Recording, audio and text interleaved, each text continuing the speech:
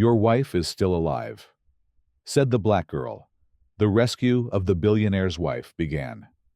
This is the story of billionaire shipbuilder Nathaniel Cross, a man who believed grief could be mastered by discipline, until a 10-year-old street kid named Ciara Lane stepped into his wife's memorial and told him that Dr. Serena Cross, presumed drowned a year ago, was alive in the hands of a trafficking cartel. Her whisper sparks a collision with ex-intelligence fixer Silas Ward and proves that the smallest voice can bring giants to their knees. Rain stitched the black umbrellas at Riverview Cemetery. Nathaniel dismissed security lingering alone beside the marble bench he had donated roses, arranged with naval precision on Serena's headstone. The crowd thinned to chauffeurs and distant engines when a barefoot girl emerged from behind an angel statue. Her hoodie was the color of alley soot, clinging to bead-thin shoulders. "Your wife isn't dead," she said. The sentence punctured the drizzle. Nathaniel's aides rushed forward, but he flicked two fingers stand down. Up close, he saw freckled cheeks, rainwater tracking dirt lines, and eyes too steady for a child. "Repeat," that he ordered, voice low. "I saw her after the storm," Ciara answered. "Short silver hair, a scar here." She traced her own forearm from elbow to wrist. Men shoved her into a white van. One man's left arm was plastic. They called him Sir. Nathaniel's pulse tripped. The scar was real, an old protest injury, no article ever mentioned. He forced calm. "Why come to me? Because nobody listens to kids who sleep under bridges." She produced a damp square of linen from her pocket.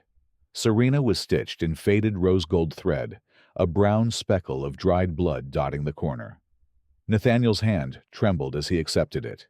He had given Serena that handkerchief on their 10th anniversary. The last wall of doubt cracked. "Car," he said. Umbrellas scattered as he led Ciara to the Bentley.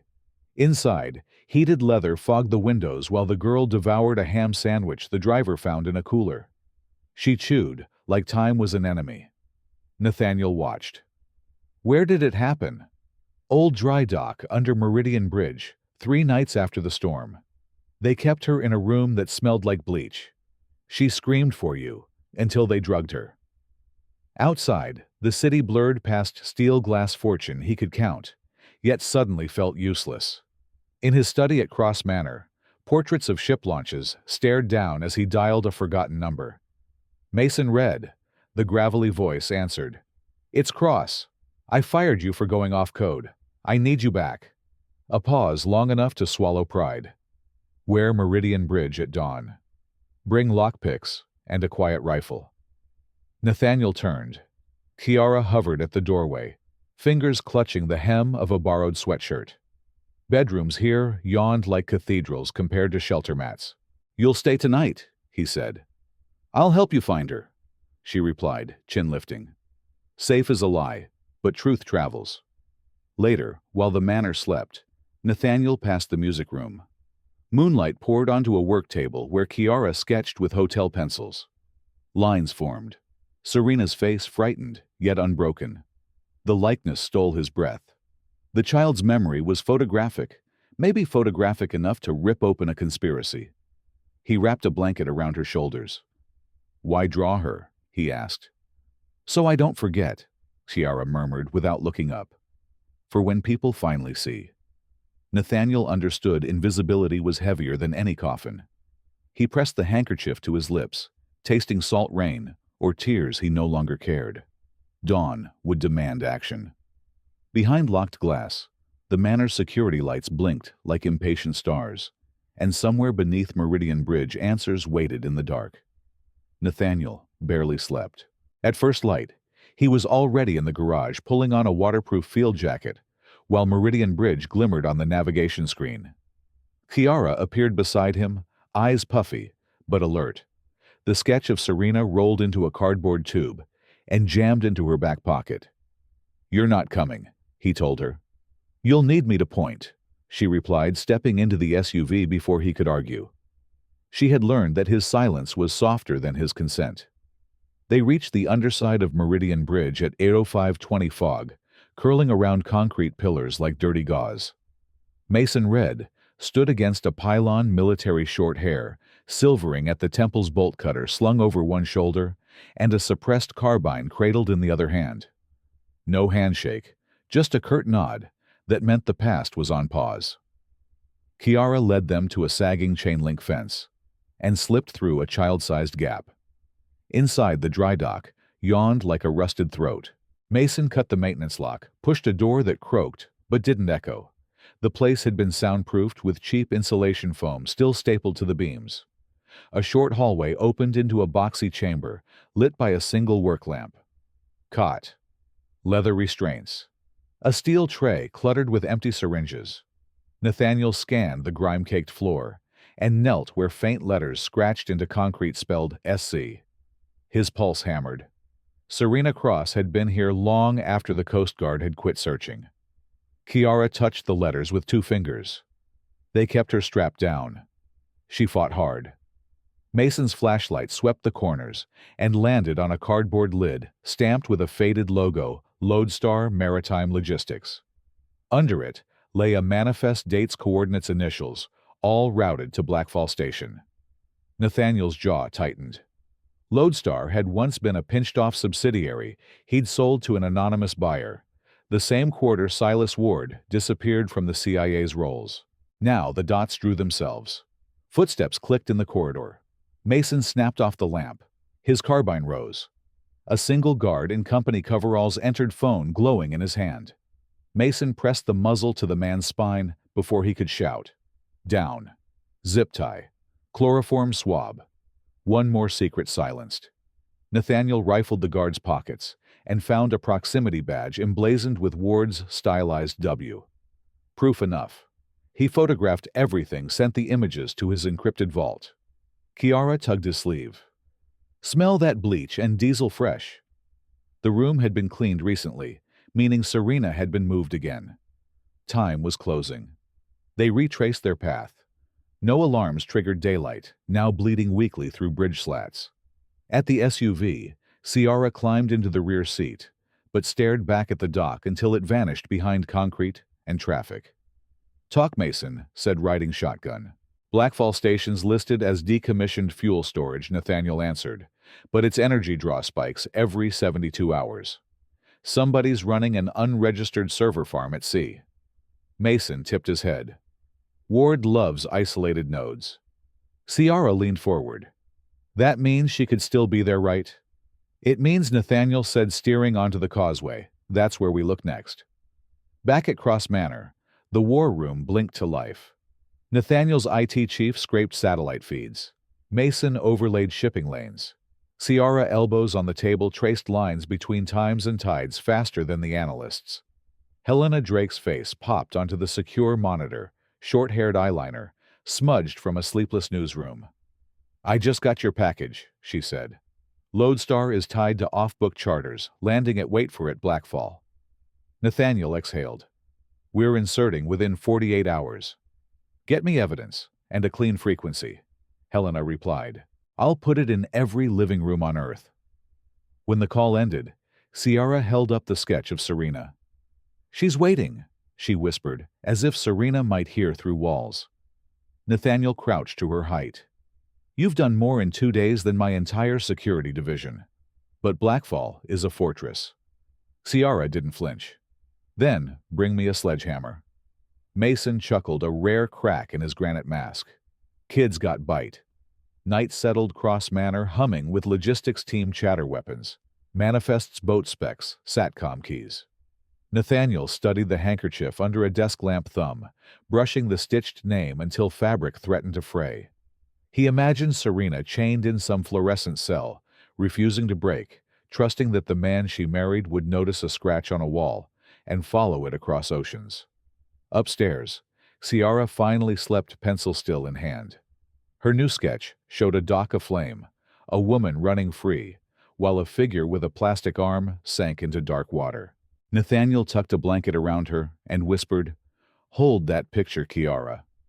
By the time you wake, we'll be on the water. The house lights dimmed to night mode. Beyond the estate walls, clouds drifted off the moon, revealing trident shapes on the River Ward boats, sweeping the shoreline searching. Nathaniel watched from the balcony, jaw set. Answers had started talking back, and he intended to make them scream. Nathaniel turned from the river patrols and headed straight for the war room. If Ward's scouts were already sniffing along the shoreline every hour, they hesitated was a gift to the enemy. By sunrise, he had wired $14 million out of a dormant holding company, enough to arm a small nation, and phoned favors that tasted like old regrets. Mason requisitioned a fast tactical schooner, 2 RHIBs, and 5 operators he trusted from previous Black Ops contracts: Torres Ngozi, Harper Idris, and Lynn. No logos, no paper trail, all debts paid in advance. The Manor's ballroom morphed into a live fire simulator. Ciara, dwarfed by noise-canceling muffs, stood beside Harper, practicing breach commands on a plywood mock door. She wasn't allowed on the raid, Nathaniel insisted, but she demanded at least the skills to survive another ambush. Her small hands shook as she racked the plastic training pistol. By the 10th repetition, the tremor was gone. Mason watched from the sidelines. Kid learns faster than most cadets. She has better motivation, Nathaniel said, scrolling through satellite orbits. Fear of vanishing. They set the strike window for 43 hours out, time to coincide with Blackfall Station's next energy spike. Ngozi patched into declassified no AEA feeds. A low-pressure system would drape fog over the North Atlantic, perfect cover.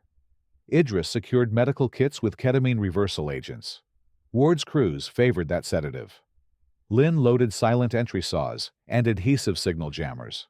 Between strategy updates, Ciara roamed the corridors like a restless ghost. In the library, she lingered over an ancient sextant. In the kitchen, she gaped at a fridge full of food she was too polite to raid. Serena's rescue felt close enough to touch, yet impossibly far, for a girl who once measured distance by subway stops.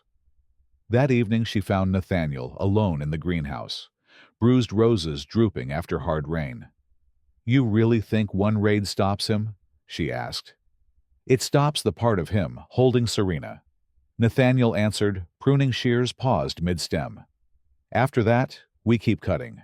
You'll need more blades. Then we forge more. And you." He crouched, leveling with her eyes. "You'll be on the comms van with Helena. If the feed drops, you push every file to every node. Promise me." Ciara swallowed. "Promise." Helena Drake arrived before dawn, wearing body armor under an oversized windbreaker mascara swapped for matte concealer. She and Ciara set up in a nondescript step van loaded with antenna masts and a broadcast rack scrounged from a bankrupt local station. Helena taught Ciara how to trigger a global dump through 84 mirror sites with one swipe. Ciara memorized the keystroke like scripture. 36 hours to go. Nathaniel met with Serena's brother attorney Caleb and Ewan Cross, signing power of attorney documents in case fate chose a cruel route. Caleb's eyes shone with unasked questions. Nathaniel answered none. Some truths still required proof. At T-12, the strike team convoyed to a private marina, where the schooner Nightjar waited, hull painted a dull weather deck gray. Diesel tanks brimmed deck rails, stripped of anything that could snag night vision gear. Mason ran final checks, then gathered the crew amid coiled rope. "Target sits 9 nautical miles offshore," he said, laser pointer stabbing a paper chart. "We insert with the schooner cut engines at 2 clicks.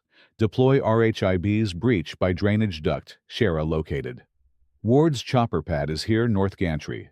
If it's hot, we torch it first to block escape. Main objective, extract Serena and grab server cores. Secondary, leave nothing Ward can hide behind." Harper tapped her wrist chrono. "And if we meet local Coast Guard?" Lynn smirked. "They'll be blind in the fog." The sun slipped west, bleeding apricot over the harbor. Ciara hugged Nathaniel tighter than she'd intended. "Bring her back," she whispered into his jacket. "I will." He pressed the handkerchief between them like a seal. "Next time you draw her, she'll be smiling." By dusk, the Nightjar slipped past the breakwater under muted running lights, twin diesels muttering until open sea swallowed city glow. A mile out, Ngozi killed the engines. Sails unfurled to catch a stiffening breeze. Black water hissed along the hull, and the schooner became a shadow sliding toward oblivion. In the van, Helena keyed up her livestream overlay countdown clock, ticking from 6 hours. Kiara stared at the screen, one finger resting over the send-all command. Satellite images flickered, Blackfall Station's outline dormant. Then, a fresh thermal bloom rotors spinning a helicopter settling on the pad. Silas Ward had arrived. Ciara's heartbeat synced to the countdown. Somewhere beyond the fog, Serena waited. Somewhere above the clouds, the world's attention dozed. She whispered to the screen, "Wake up. Wake up." Ciara breathed to the glowing map. Then the countdown hit 0. Out on the black water, the schooner Nightjar struck canvas and drifted silent. 2 RHIBs slid from Davit's engines coughing once, before Mason throttled them low. Fog swallowed their wakes. Only the muted squelch of headsets stitched the strike team together. "Dry duct entry in 90 seconds, Nathaniel said, voice even. On shore, Helena flipped her stream from standby to live. The title pulsed, Blackfall Secrets Watch in real time. Ciara's finger hovered over the global dump trigger pupils, darting between 8 mirrored feeds. Viewers climbed from dozens to thousands. Inside, Idris guided the rubber prow until it kissed a corroded maintenance grate. Lynn's bolt cutter sang once. The grill dropped, swallowed by tide. Harper wriggled in first rifle slung. Nathaniel followed the handkerchief, tucked against his body armor like a talisman. The duct narrowed, angled up, and spat them into a service corridor, smelling of brine and bleach. 2 guards turned. Suppressed rounds whispered bodies crumpled before alarms could chirp. Ngozi planted a signal jammer. LEDs blinked green cameras blind. "Server room east holding cell south," Mason whispered. Nathaniel chose south. They found Serena behind a polycarbonate door wrists, cable tied to a chair bolted to the floor. Her hair was cropped silver skin bruised, but eyes burning hot. Ward stood over her prosthetic arm, metallic midnight other hand, tapping a tablet. "You finally came, Nate," he said without turning. "Touching." Nathaniel leveled his carbine. "Step back." Ward smiled. "Everything here backs up off station. Kill me, lose the proof. Free her, the cartel buries deeper."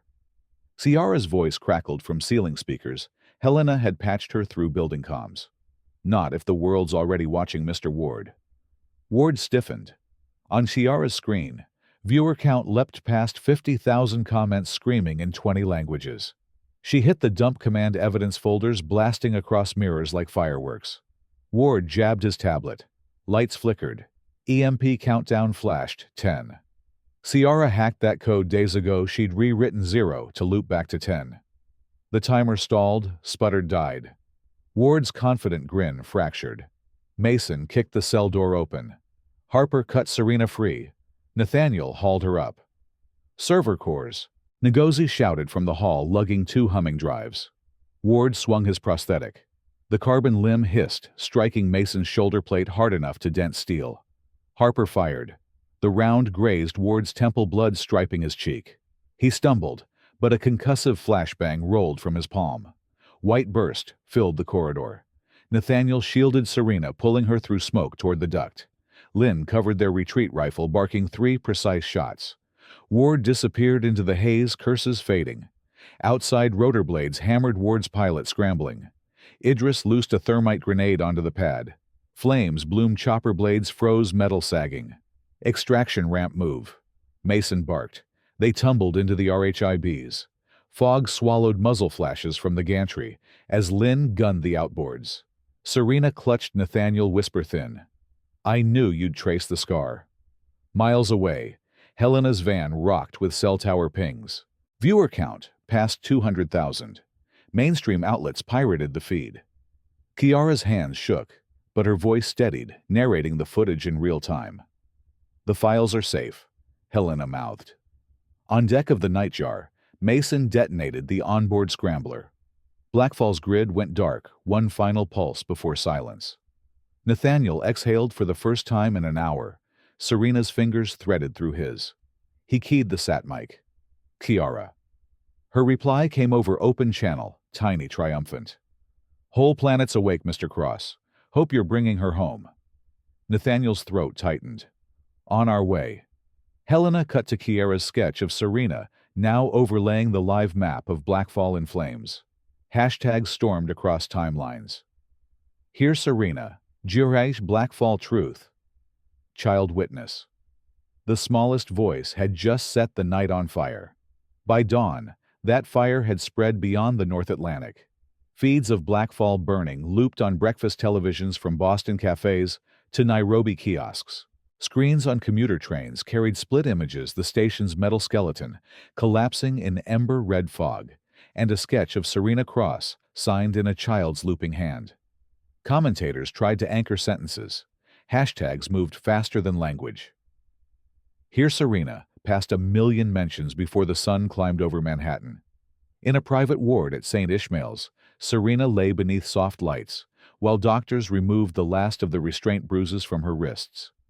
Nathaniel refused to leave the chair at her bedside, fingers brushing the embroidered handkerchief she kept clutched like a relic. Mason guarded the door earpiece, stitched to his jaw, updating security every quarter hour. Each time Serena drifted awake, she asked for the girl. Each time Nathaniel answered, "She's safe, and the whole world believes her now." Across town, the press bottled outside the federal courthouse.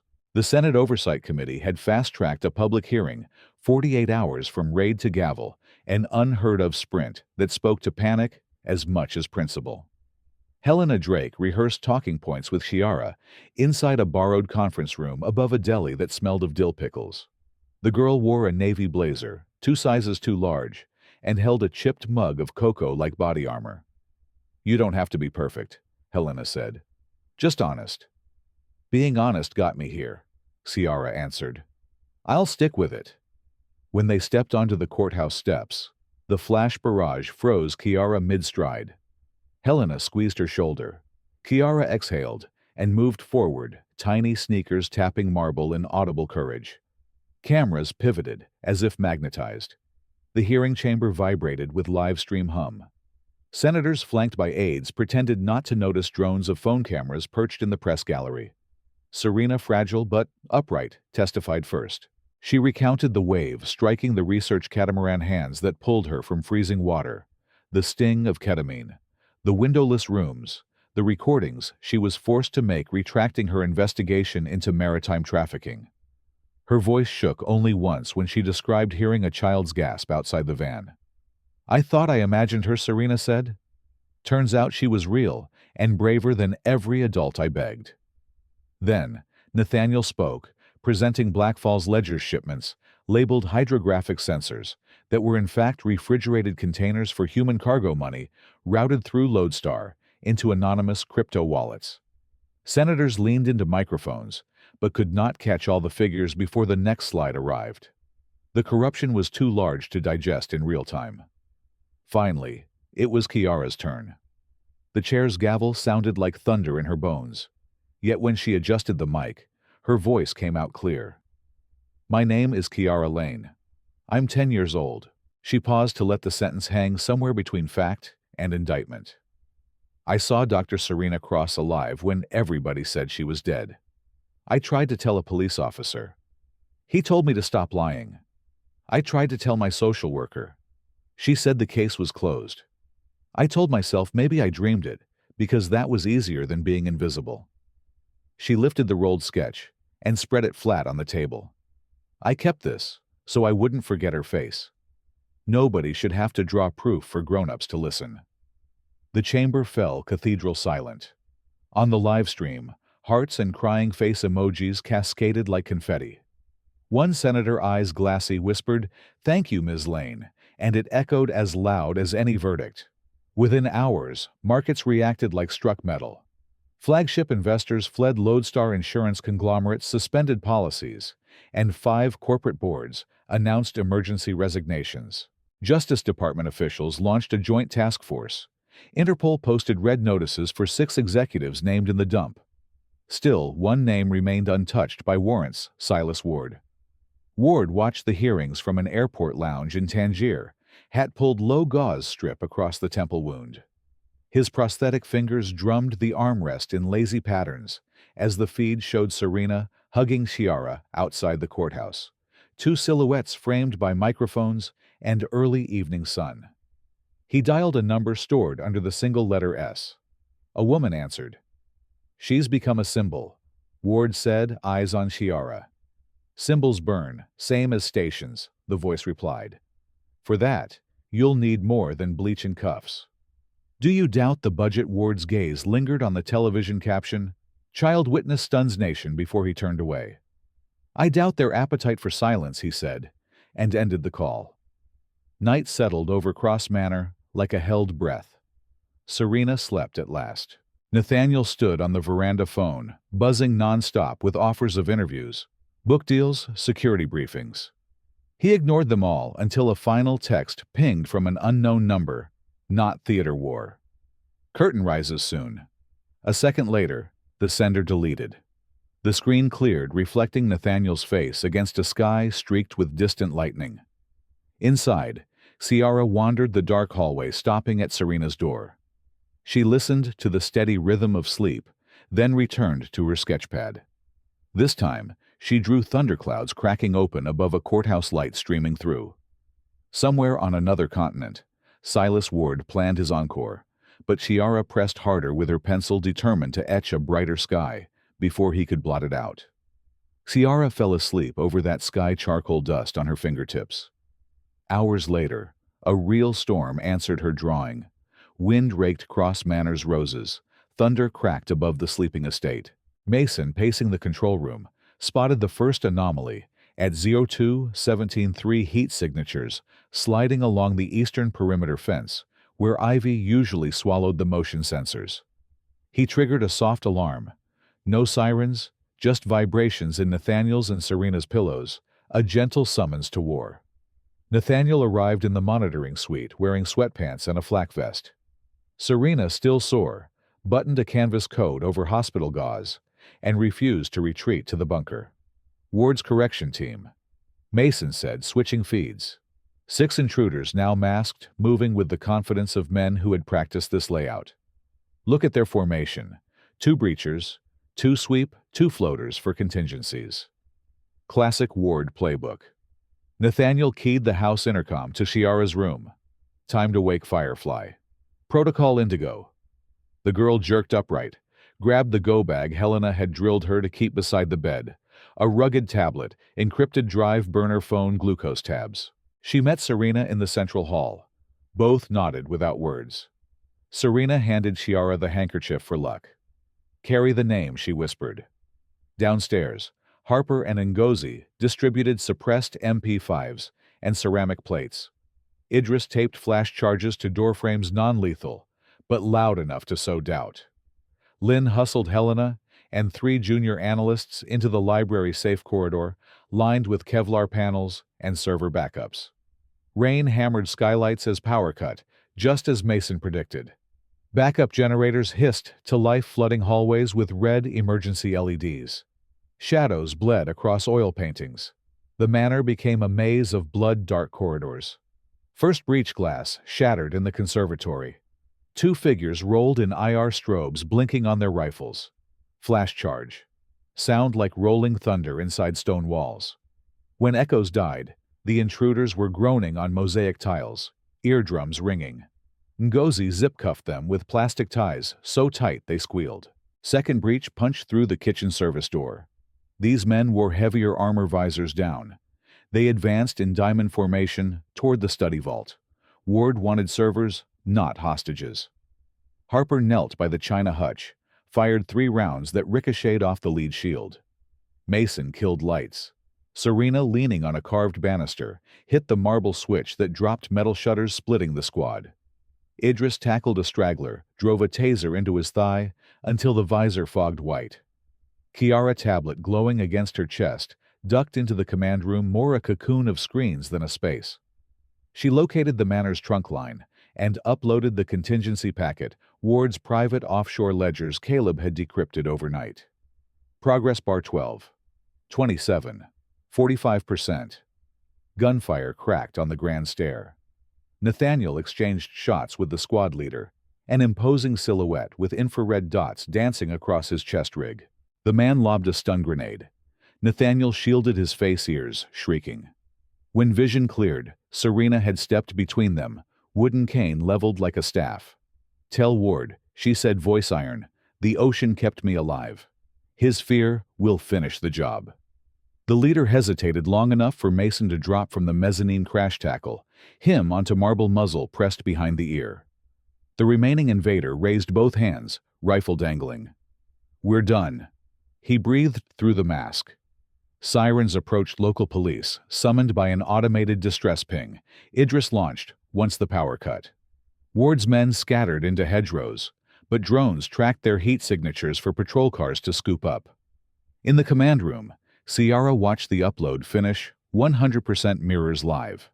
A banner flashed across global feeds within minutes. Ward offshore accounts exposed. 2.4B. Frozen.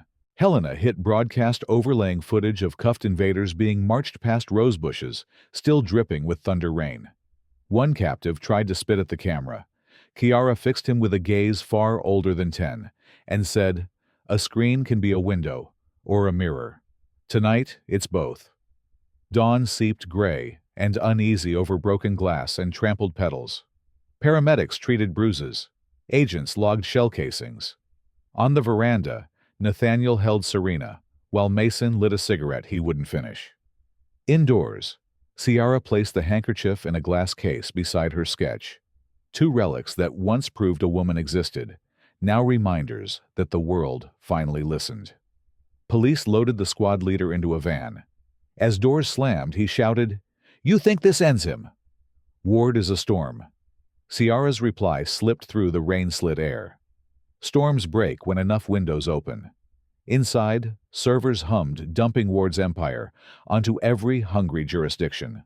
The night's battle left walls scarred, but the silence that had once smothered truth now belonged to them, and they would not return it. The silence belonged to them now, and the weight of it rippled outward. By mid-morning, every major exchange halted Lodestar trading. Interpol task forces executed warrants on 4 continents, following the mirror dump that had bled from Cross Manor's servers all night. News choppers circled above the estate, filming shattered skylights as forensic techs hauled away Ward's captured strike team. Yet inside the study where glass cases held a child's sketch and a rain-stained handkerchief, Ciara Lane opened a fresh page in her notebook and began to write the next question. What do we build after the storm? Caleb Nguyen Cross arrived with a briefcase full of newly frozen assets, Ward's lifeline severed. Nathaniel skimmed the ledger totals, then slid the papers to Serena. Enough to end their shadow payroll, he said. Serena met his gaze equal parts relief and defiance. Ending a payroll isn't ending an idea. We have to stay louder than the next recruiter. They decided on a single, irreversible act: release every declassified file to an international coalition of investigative journalists. No paywalls, no exclusives, only sunlight. Helena drafted a declaration of transparency. Ciara insisted the final line read, "Signed by those who refuse to stay invisible." The document went live at 13:07 GMT. Servers groaned but held as millions downloaded raw evidence. Bill of lading numbers, encrypted emails, satellite shots of secret docs. Social media, so long a hive of half-truths, became a live archive of receipts. That same hour, in a fortified seaside villa near Valparaiso, Silas Ward watched the upload stream across 6 monitors. Bank alerts pinged, accounts locked, trusts dismantled. He sipped coffee gone cold. Beside him, the strategist, known only as S, closed a silver laptop. "Money's cut," she said. "But men like you survive on favors." Ward's prosthetic fingers flexed. Favors end when fear ends. They just showed the world fear can bleed. He powered down the screens. "Pull the contingency assets, then disappear. Next time we don't move in the dark. We move through crowds." Back in Washington, emergency Senate sessions drafted the Lighthouse Act mandatory public ledgers for all maritime contractors. Serena testified again via video IV line, still taped to her arm. She finished with one sentence. If a 10-year-old can document injustice with a stub of pencil, what excuse do the rest of us have? The chamber, usually a tundra of protocol, applauded. Weeks passed. The manor's windows were replaced, but one pane on the east side remained cracked. Nathaniel ordered it left that way, a reminder of what unchecked certainty can shatter. Chiara spent afternoons in the rose garden with Serena, cataloging petals, as if each held a fragment of lost time. At night, she joined Mason's new recruits on the range, learning controlled breathing between gunshots. She was no longer simply protected. She was preparing. Summer tipped into September. On a clear Chicago morning, Ciara stepped onto the stage of the United Global Youth Forum, a sea of students waving paper lanterns lit from inside. She wore a bracelet woven from rose-red thread, a sliver of the handkerchief Serena had given her, divided so its burden could be shared. Cameras beamed her image to classrooms worldwide. When I was invisible, she told them, the world was comfortable. Comfort is dangerous. It keeps asking children to carry secrets because adults are afraid of the noise secrets make. Lanterns lifted. Light pooled against the ceiling. You don't need armor to make noise, just proof, and a place to put it. Today, you are that place for someone else. The speech lasted 9 minutes.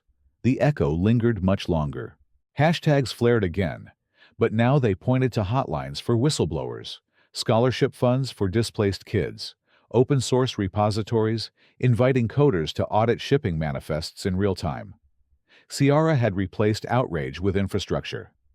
That night, she landed back in Arizona to find Nathaniel waiting on the observation deck. The desert air smelled of creosote and renewal. You filled the sky with lanterns, he said. Light travels, she answered, leaning on the railing. Below them, construction crews framed a new training center, part school, part safe house for witnesses, too young to hire lawyers. Serena stood among the workers, arms still healing, directing the placement of reinforced windows. Ward will try again, Nathaniel said. Ciara looked toward the unfinished building where welders sparked like captive stars. Then, he'll find more windows open, more voices awake. She pulled a folded page from her pocket, the first question she'd written after the battle. What do we build after the storm? She handed it to him. On the reverse, she'd penned an answer: gardens that grow louder than guns. High above, satellites drifted in silent patrol, but down on the ground, the silence was no longer emptiness. It was possibility, waiting for the next small voice to break, to bloom, to carry the light farther than anyone thought a whisper could reach.